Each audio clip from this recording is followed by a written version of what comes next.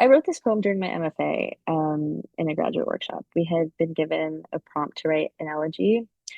And also around that time, my grandmother had recently passed away. And so, like, at that point, I had been reflecting on her life for a while. And so I decided to write that poem about my grandmother. And then I started thinking about all these other women in my life that I had known in El Paso, Texas, where I was from, who had passed away. They were like either grandmother adjacent or just women I had heard about in the news. And so the poem kind of just became me trying to weave all of these women's lifetimes together and like curating those experiences into one poem. Elegy for my grandmother and the other dead and buried Norteñas. She was born from the mountain.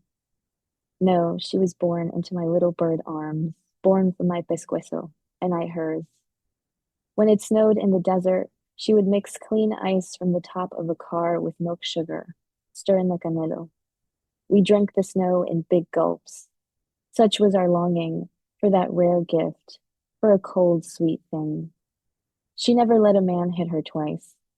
Instead, she called the police, and the police tried to deport her.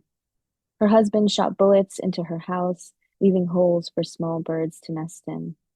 When she swallowed the first stone, she told no one, then swallowed another. When it was hot, she hung clothes on a copper wire. Her husband was shot, not killed. She beat his other woman at the hospital near El Centro, bashed her other woman's skull into the sink as her husband lay there bleeding.